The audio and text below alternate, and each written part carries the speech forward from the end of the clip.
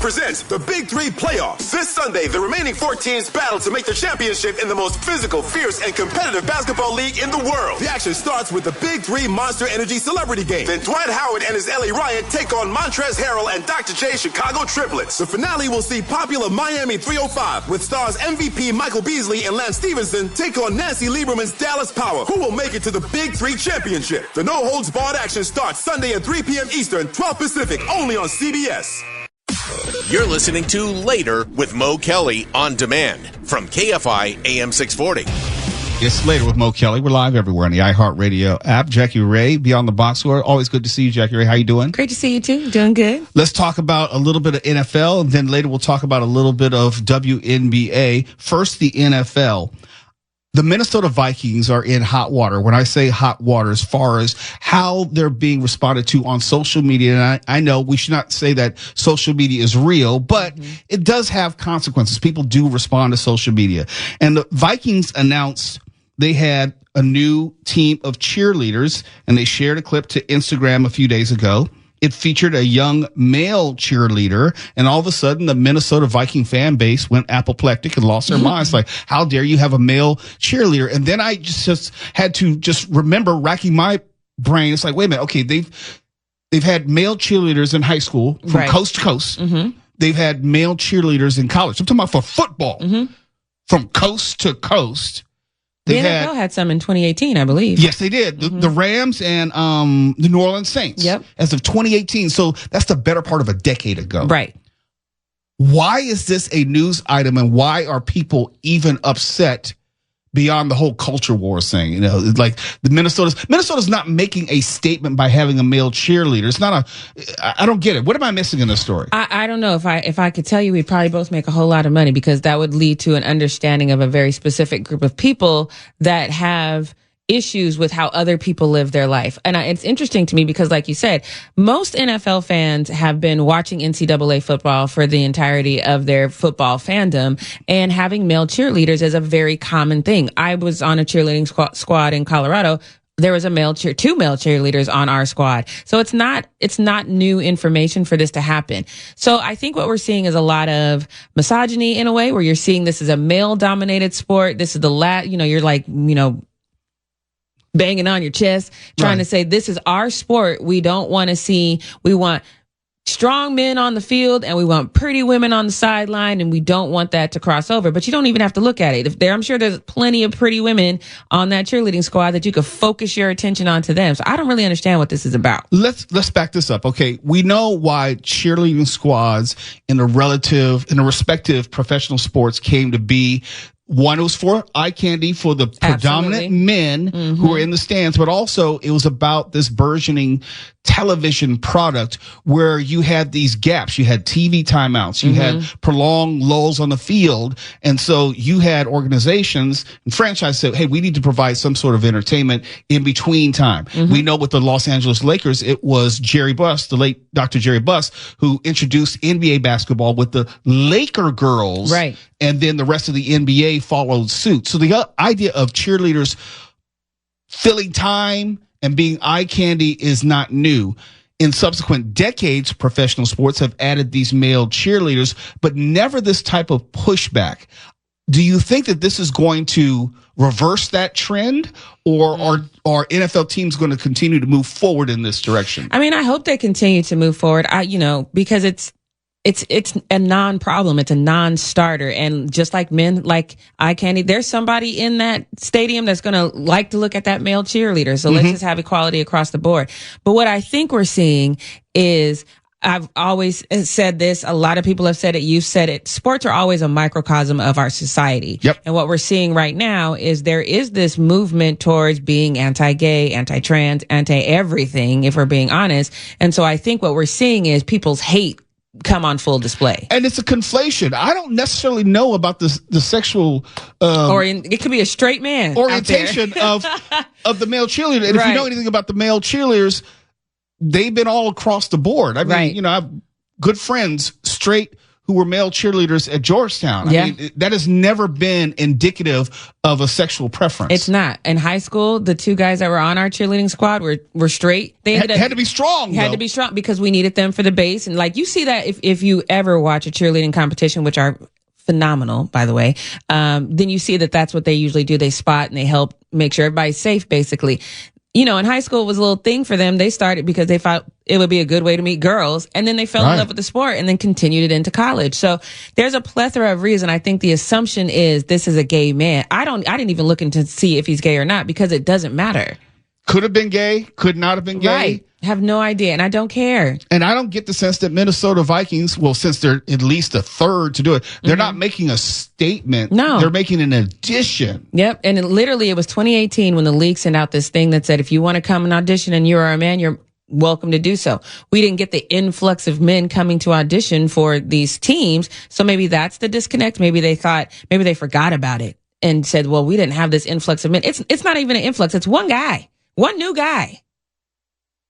I'm trying to understand. I know the NFL seemingly can't get out of its own way. And I know that you have been very critical of the NFL at certain points. This is not one of those times. No, this isn't one of those. Because again, the cheerleaders are there to entertain the fans during the timeout or a commercial. We were talking before we got on. My family had season tickets to the Broncos. I distinctly remember as a kid, my dad saying, "Oh, we going to commercial break." Because he would always know when the cheerleaders started lining up in the end zone, they were getting ready because it was going to commercial break and we didn't have the cool arenas and stadiums with all this other electronic and beautiful things going on. So the women, they held it down. That's a great point because now you go to these modern stadiums, they have the fantasy stats up there. They have the instant replays. They have the games that you could play during timeout. There's so much more for a fan to do, right? Which is different from the experience. The first time I went to an NFL football game, it was the Rams versus the expansion Tampa Bay Buccaneers at the Coliseum. I think it was like 1976 or 1977. There's nothing going on other than the football. And so when you're at home, you got TV, you have announcers, commentary, you have replays. None of that was going on in the 70s when you're in the stadium. So it needed something else. Yeah.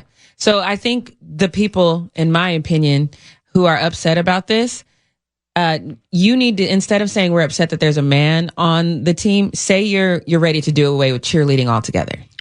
That would be more of a fair complaint. Because, and I do believe you're correct.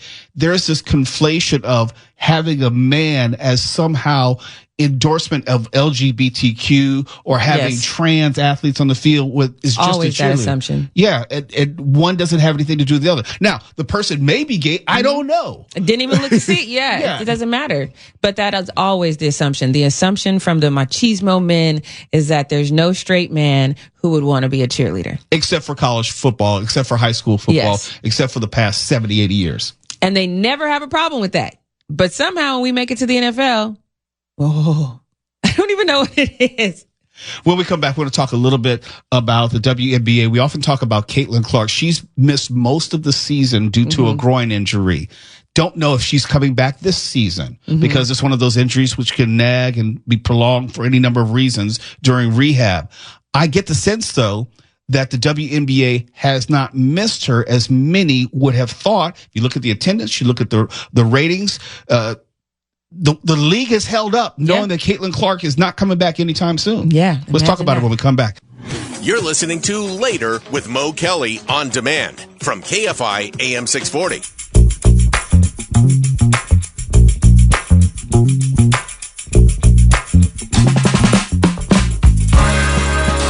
KFI, Mo Kelly. Beyond the Box Score with Jackie Ray. Jackie Ray joins us in studio still. Jackie Ray, you and I were on the WNBA train long before the rest of the media was. Yes, indeed. Long before anyone at KFI was. So we've seen this maturation, evolution of it pre and post Caitlin Clark. She has been out most of this season due to an injury. No one can deny her impact on bringing eyes, sponsors, and also general awareness to the WNBA, talking about Caitlin Clark. But I've noticed in her absence, the league has found a degree of equilibrium. Correct. and a more general fan base appreciating the sport and some of the other players beyond Caitlin Clark. Would you agree with that? Oh, absolutely. And I can even say that maybe some of that is because of Caitlin Clark, because the Indiana Fever don't just scrimmage against themselves. Right. And so then it's an opportunity for fans to see, I think Nafisa Collier is the best player in the league. I think there's a strong argument to say Asia Wilson is right there with her. Slow down now. Well, I mean, I would put them like 1-1. Okay. You know what I mean? Like, right. I would put them side by side. I think obviously the Minnesota Lynx are a more complete team than the Aces are, but still, if you're going out and you're seeing Nafisa Collier, if you're seeing Asia Wilson, if you're seeing Dearica Hamby on the Sparks, Kelsey Plum and all that, now you have an opportunity to see other players who have, more maturity in the league. They understand how to, play both sides of the ball. They're great with their teammates, and then they have that star power as well. So I think that you've had people who came in for Caitlin Clark that are staying for other teams now, or other players. I've also noticed, when I said that we were on this before the rest of the media was, I take great delight, and I mean this sincerely as a supporter of the league, great delight when I turn on ESPN and I see that it's one of the top topics that they're covering. When I go to ESPN.com or FoxSports.com and I see, one of the top stories is WNBA. That is a process. That's a long time coming. I would say, yes, it is a direct result of the Caitlin Clark effect, but in her absence, it also says that the league has been able to float on its own as far as at least media exposure. Yeah, because the talent was always there. The talent has been there for a long time. But the craze started with her in college. And so media came with her. There's a part of it that I feel like it's, crazy disrespectful, especially for media that's been there this whole time. Yeah, you should have known better. Yeah, it's like, come on, man. We've been doing this work. We've been shining this light on these people for a long time. But I do think it's great that it's happening right now. I think what we're seeing on both sides, the league was always going to adjust to Caitlin Clark.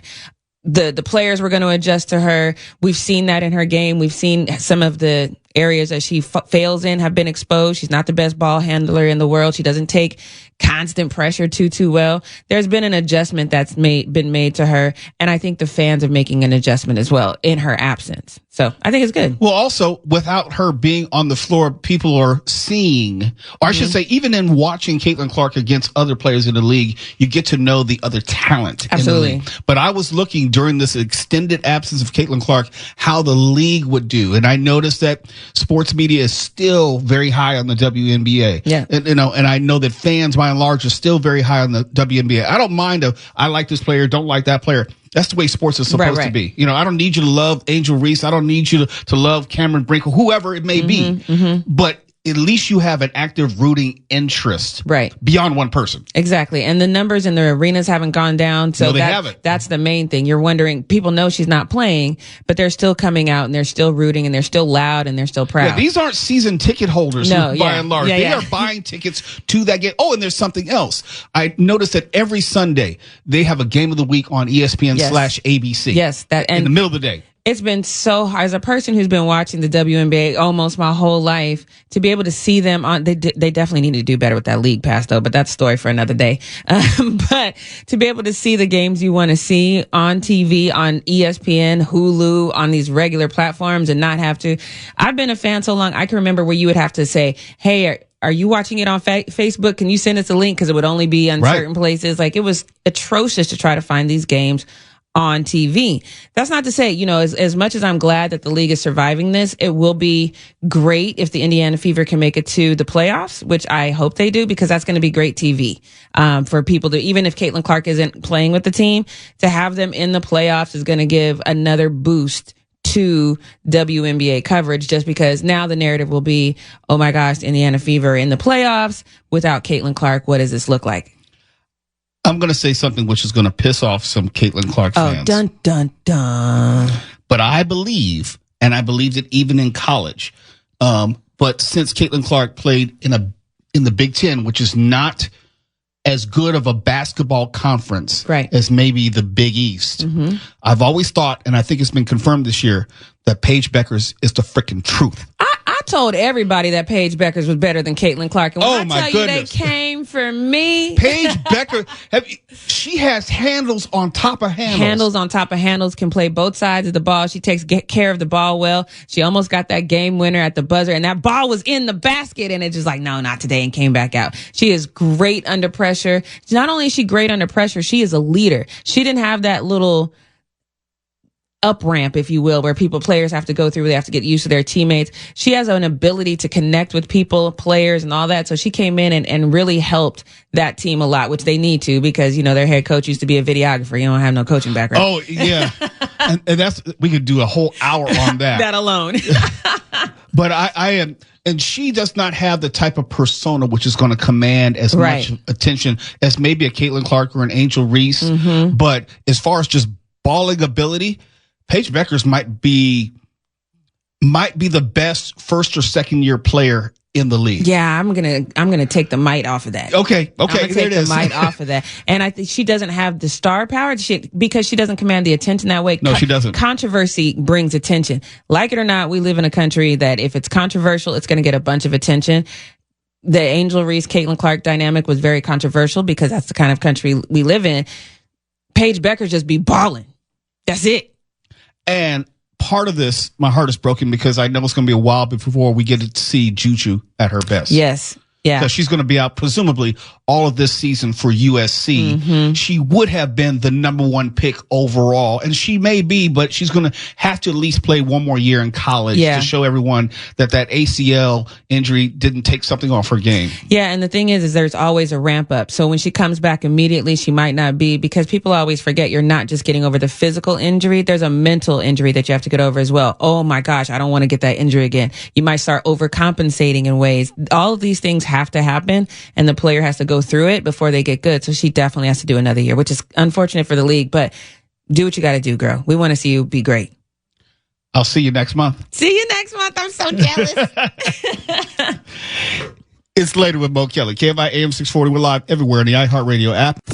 You're listening to Later with Mo Kelly on demand from KFI AM 640. Well, it's Later with Mo Kelly on KFI AM 640. Live everywhere in the iHeartRadio app.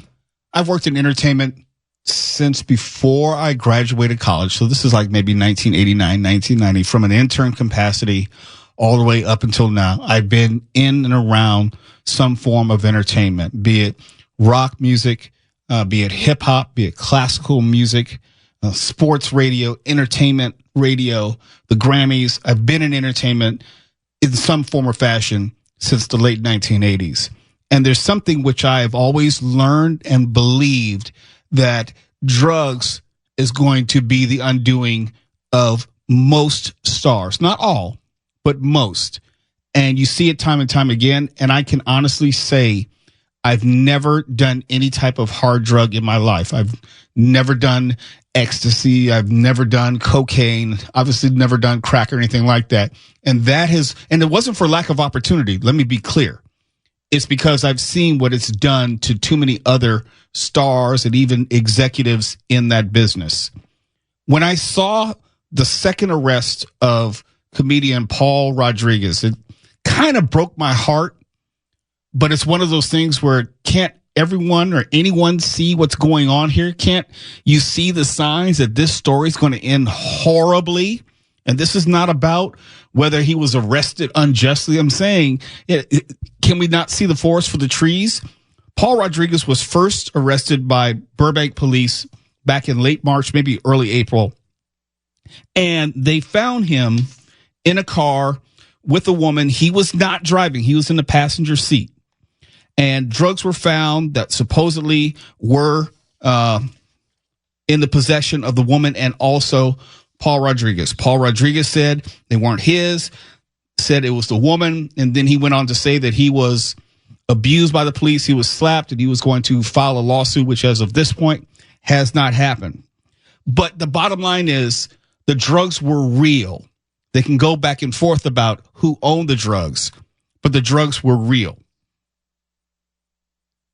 Fast forward to last week. Paul Rodriguez is arrested again on suspicion of drug possession. And he was found in a parking structure when also found with a woman, and he and this woman were found generally non-responsive, under the influence, and not alert. The investigation led to the discovery of Xanax and heroin inside the female's personal bag. This is according to the report. And also, officers allegedly found Xanax and suspected fentanyl in Rodriguez's vehicle. He said the drugs weren't his, once again, but he and this woman were in his vehicle. Something I don't understand in a general sense. And I know that there are a lot of people who do indulge in recreational drugs. Why you would do them in public, I don't know. I don't understand. Why you would do them and also drive, I don't know, and I don't understand. Why would you do it in a place where police could walk up to you and find you? I don't know. I don't understand. But of course, if you are under drugs, you probably aren't in your right mind to begin with. The point I'm making is Paul Rodriguez is 70 years old. 70 years old. You would think after a certain point, you would let certain things go. You would think after 70 years old, you would beyond the use of illicit drugs, unless you are an addict. Unless you are an addict. And at this point, if you're making excuses, if you're getting arrested multiple times, you clearly have a problem. And there's no one who should be around you who's also getting arrested. I mean, how many times can you say, hey, the drugs aren't mine, they're hers, but you're in your car? Well, they're still hers, but we found you both unalert and under the influence. Yeah, but the drugs are hers. How many times can you use that excuse? How many times is he going to be arrested and allege some sort of mistreatment by law enforcement, even though drugs were admittedly found on his person and or his female companion's person? I say this as someone who has been in the entertainment business for all of my professional adult life. These stories always end the same way. And it's going to end with the personal destruction of someone or a number of someone's, or it's going to end in someone's death. There are too many times that I can tell you about people that you do know about, people that you don't know about. Oh, I often tell the story about Whitney Houston. I saw that up close and personal. Everyone knows who Whitney Houston was and her drug habit that she denied publicly. But if you worked in the industry, and I was telling the story of when I was at the Playboy Mansion the other day, and Whitney Houston was there, high as could be, walking around talking to no one in particular, singing gospel songs to herself. And everyone knew that she was an addict and she was strung out. We all saw how that story eventually ended, and she didn't make it to 70. Paul Rodriguez, I've met, a handful of times because I had booked him for different radio shows that I worked on. So I've had a level of interaction with him. I've always thought that he was far more talented than the results of his career. I honestly believe he should be more famous, more popular, more successful today than a lot of these comedians today. He's actually more talented than many of those in, I'll say, his contemporaries. But he's always had some personal issues, and it seems like there's some other personal issues which keep getting in the way. This story, when you see someone who's been arrested twice for drug possession, and they're relatively similar stories and similar excuses, and you're 70 years old, that ought to tell you that this is not under control. And without a doubt, this is going to have a horrible ending if he doesn't get it under control or if someone does not intervene. It's Later with Mo Kelly, KFI AM 640. We are live everywhere on the iHeartRadio app. When we come back, we have your horoscope for this week, and I'm here to tell you, you're probably not going to like it. You're listening to Later with Mo Kelly on demand from KFI AM 640. KFI AM 640. It's Later with Mo Kelly. And here is a very harsh yet truthful assessment of your coming week. Okay? It's not all puppies and rainbows in the world of astrology. Aries, you're first. Aries, as in Ares, was the ancient Greek god of war. I'm not sure if this has anything to do with the sign Aries, but it seems too close to be a coincidence. Whatever. To be honest, I don't really know what's up for Aries this week, so just wing it. Good luck with that. Taurus is the sign of the bull. And if you ask me, a whole lot of it has been coming out of your mouth lately. So start telling the truth more, because people are starting to catch on. It starts out innocently enough, a white lie here and there, never hurt anybody. But before long, you're sending remittances to your secret family in Antigua and moonlighting as a wrestler under the stage name of Gunther to pay off your gambling debts. I adore it. Gemini. Wait a second. Is this a horoscope or a roast? It's a horoscope. Okay. Gemini, the stars are aligning for you, Gemini, this week. You should be making that big decision you've been mulling over for a few weeks. Oh. Pay no heed to the fact that your entire future hinges on this one choice. And if you go down the wrong path, your entire life will be ruined. So choose now, because if you wait any longer, you completely F it up. No pressure at all. Thank you for that. None. I'm just giving it to you straight.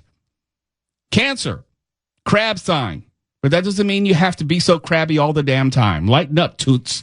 You look much prettier with a smile on your face. Remember, when you're smiling, the whole world smiles with you. But when you're crying, it makes people feel uncomfortable. Lucky numbers for Cancers this week are 7, 29, 42, 55, and 0. Go play lotto. Leo. Marilyn Monroe once said that blondes have more fun, but personally, I think Leos do. This week, you're going to be outgoing, sociable, and friendly to a fault. Just remember that not everybody likes you as much as you think. So keep that in mind the next time you extend that handshake. Yes. Virgo. The sun is in Virgo until September 22nd, meaning it's time for you to get your ish together. Do that task you've been putting off for the last week. That pile of dishes you have in the sink isn't going to do itself. And I think I heard a mouse crawling around in it last night. I mean, come on. When we signed the lease, we talked about dividing up the chores evenly, but you haven't washed a single dish since we moved in. It smells like damn rotten eggs in there. And this hits home because my wife refuses to allow a single dish to stay in the sink overnight. And she will gladly cuss my ass out. And here's the thing. I'm going to stop the show for this. Mind you, she gets off of work, I don't know, 4 or 5 o'clock, get home by 6 o'clock at the latest, right? I get off at 10-ish, get home at 11-ish, maybe later, depending on traffic and what have you. It's my responsibility to do the dishes. She's already asleep. So she's gone to sleep with a full sink of dishes and is expecting me to handle them. And they're usually not even mine because I haven't been home eating. Yes. Your vacation's going to be great. Oh, it's going to be great. I'm going to let it all fly. Libra. Libras are primarily concerned with justice and balance, making them excellent Jenga players. They also tend to solve problems with diplomacy, but the movement of the moon this week might make that difficult. If you run into problems trying to solve conflicts with words, consider using your fists or a weapon. Nice. Or both. Nice. It's just a suggestion. Scorpio 12, all you. Let's go. Scorpios have intense intellects, and that could cause problems this week if you're interacting with people who don't like nerds. Wow, this kind of hits home. Make sure not to come off as a know-it-all dork this week. Maybe look into a prescription for contact lenses. Sheesh. What? Wow. Son of a. Oh. Ouch. Sagittarius. This is me. I should satisfy my innate Sagittarian thirst for adventure this week. Throw caution to the wind and see where the week takes you. Try out that new restaurant you've been thinking about. Ride the bus to the end of the line. Or if the opportunity should arise, smoke some cool new drugs. Well, I will be on vacation, but I won't be smoking drugs. That really hits. Look, how did they know you were going on vacation? I don't know. You'll be in Greece, which is smoking. No, they will be smoking. No. I'll be along the water. I'll be fine. Or, the ship will probably get, I don't know, pirate attacked, something. Adventurous. Or you could just be a thrill seeker and try the metro. I've already done that, though. I've already crossed that off my bucket list. And you didn't die. No, I did not, as of yet. Capricorn. Capricorns, take heed. This week will be extremely painful for you. I recommend shutting yourself inside your home and leaving only for the bare necessities. Do not expose yourself to the cruelty of the world. Consider buying an Xbox. I already have one, and because I'm leaving this weekend. Ooh. Tread lightly. Be careful. Wear a condom. Aquarius. Speaking of condoms, You should go get tested for STDs. That's what it says. Okay. I mean, everybody should, but you should go right now. Like, drop what you're doing and go get tested immediately. That's it. That's all it says. Insider knowledge. Pisces. The full moon is in Pisces this week, and that means you should avoid foods high in keratin and omega-3 fatty acids. These nutrients will block vital essences from circulating through your body, and you will suffer professionally as a result. Eat lots of fast food to get that promotion you've been angling for. And that's your horoscope for this week. Nice. I love it. And yes, my wife is probably going to kick my ass because someone, she doesn't listen to the show. I can't speak for the long-suffering one, but my wife does not listen to the show. Oh, no, they've all got better things to do than that. But there is someone she knows who always listens to the show. It could be a coworker. It could be a relative. Like, my mother listens to the show, and she'll report back, did you hear what your husband said about you? Nobody likes a snitch. No one does. But there was someone who's always going to snitch me out. And I know that since my wife doesn't listen to the show, there's always plausible deniability. No, she heard that wrong. No. What I was talking about is when I travel, I like to get a good nap in, so I'm not inclined to have conversation. That's all. No. I would always talk to you, babe. What is it about the women that we know that are closest to us who just absolutely refuse to listen to the show or anything, but may every once in a while say something like, so what you doing on the show lately? Does that ever happen? Look, I have someone very, very close with. Literally, like, I support every single thing. And it's like one of those, like, so like, hey, you guys should maybe talk about this, that, and another. I'm like, we did yesterday. Did you listen? Oh, I'm sorry. No, I don't really get a chance to really listen much. Yeah. I'm going to catch the podcast. I'm like, what is going on here? What is happening? Yeah, my wife doesn't really talk to me about anything having to do with the show. She'll just say, oh, how's the show going? I don't know. Why don't you listen once in a while? You might find out how it's going. She's been in the station before and seemed somewhat unimpressed with what was going on. The last time she was in the station, she was in the studio, in the corner, doing stuff for work, not paying any attention to me. Not at all. Not at all. Not even a little bit. And he was showing out. Mo was really showing out that day. I remember. Doesn't matter. Yeah. Well, maybe this keeps him more grounded, because if he had a wife that just absolutely adored everything he did, maybe he'd be unbearable, insufferable. We will never have to worry about that. I promise you. Lamu Hair will never be the person who's going to fawn over me. Yeah, I know the feeling. What is happening in the world? Life, man. Life be lifing sometimes. Tony, I think being single is the way. No. Tony made it very clear. He is bachelor for life. Not by choice. It's just I've accepted my fate. No. It's by choice. I've seen your house. It's by choice. It's only getting worse. I hope you know that. I've gone down the rabbit hole now. Okay, look, you need to explain yourself. What is it you have in your house right now? I mean, permission to treat as a hostile witness. Say it. Fine. I'll say it. It's a little arcade I made for myself. No. It's not a little arcade. Name all the games you have. A few cabinets. We don't have that kind of time. No. And we're not talking about like console, like an Xbox. We're talking about full cabinet, stand-up 1980s arcade games. In my defense, Dave and emulators. Buster's calls Tony. Dave and Buster's is like, Tony, can you give us some more ideas for design? Answer the question. What games do you have in your house?